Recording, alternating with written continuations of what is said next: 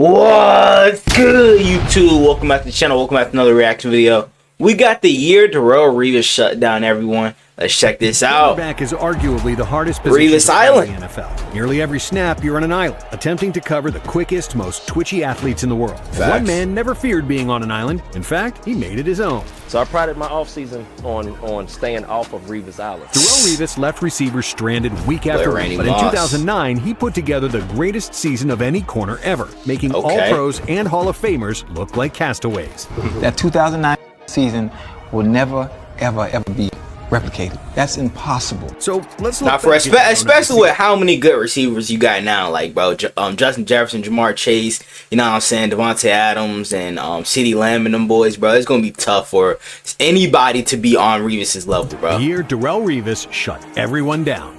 Because while the New York Stock Exchange was bottoming out in 2009, both the New York Jets and Darrelle Revis were on the rise. The Jets were coming off a 9-7 season, in which they narrowly missed the playoffs, and Revis had made his first Pro Bowl in just his second season. So, entering year 3, he was ready to put the world on notice. See, Revis was a rare blend of physicality and finesse at corner. He had fluid hips, ability to change direction on a dime, and with a 4.38 40 speed, he could run with anyone. But he was also a fearless tackler, who actually finished second on the bro, I love corners that can tackle because, bro, it's dead ass legit hard to find good tackling corners nowadays. Like I hate when corners try to tackle with their shoulders. Like, bro, wrap the fuck up, bro. Like, what are y'all doing? He was so strong and he had an arm bar. Ball skills was elite. Everything about him was elite. The chance of us seeing anything like that again, it's gonna be a long time coming. By 2009, head coach Rex Ryan had built the Jets' entire defense around Revis' skill set. They were able to blitz and bring exotic looks, selling out for sacks and tackles for loss, because he knew Revis could shut down an entire side of the field. Typically, what Rex wanted to do was take Darrelle and play a man-to-man against the second best receiver, and then double the best. But because Darrelle was so good, he could literally take half the field all by himself. He ensured the back end would hold, so the big boys up front could eat. And for any regular NFL corner, the list of receivers the Jets faced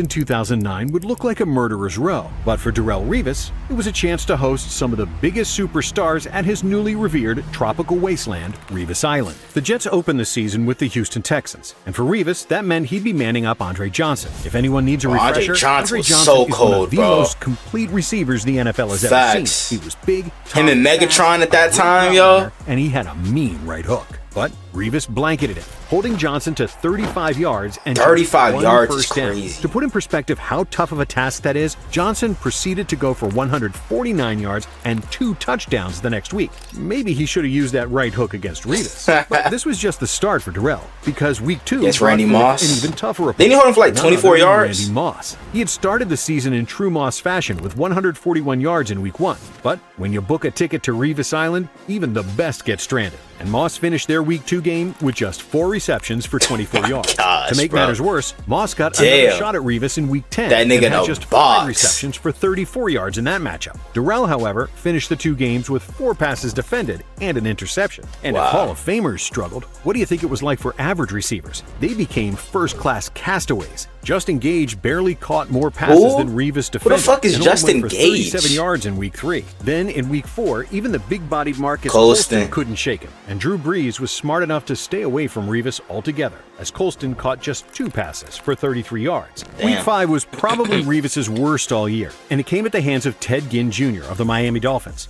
Ginn had know about Ted Ginn Jr. and a touchdown, 53 bro, of which that's crazy that his worst performance was allowing 57 yards.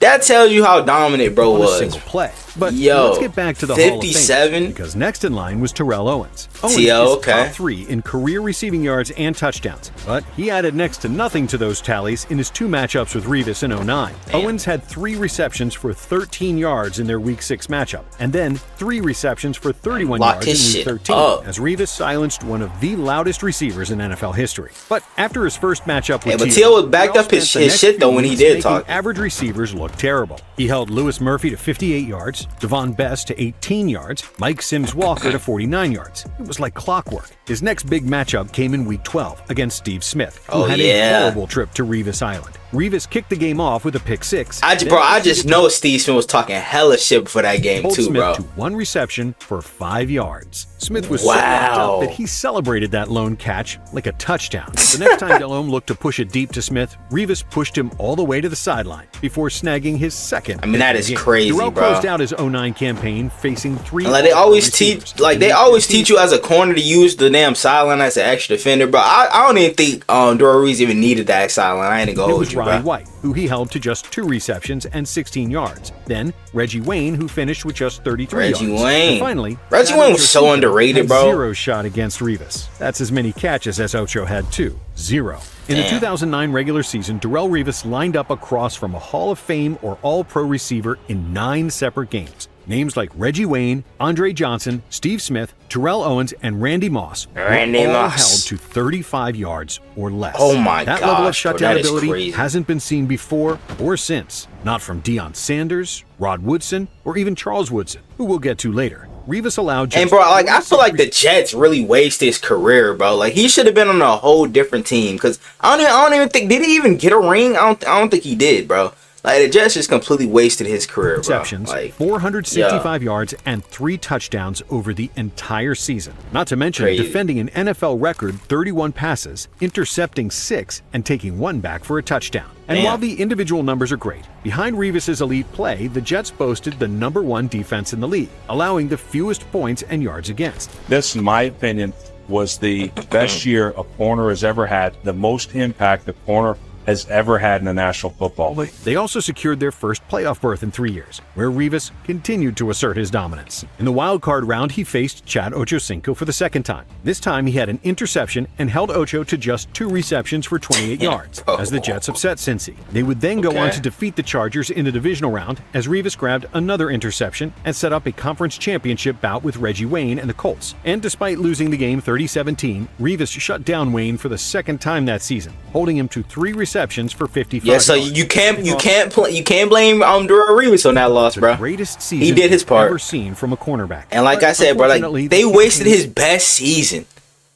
His best season, bro. He allowed only 465 yards all season long. And y'all just gonna waste that. Like, ended in yo. controversy. Despite being widely regarded as the best defender in football, He didn't get earning Defensive Player of the first-team Year? All-Pro honors, and leaving all-time great receivers stranded on Revis Island, he was snubbed as Defensive Player of the Year. That went to Charles Woodson. who Get had the 9 fuck out of here, bro. I bet it was just because of the interceptions, too. interceptions, 3 of which he returned for touchdowns. Oh, never mind. Okay. So he had 3 pick sixes. That's probably why he got it over. I ain't gonna lie, bro. That's kind of fair. You know what I'm saying? 3 pick sixes.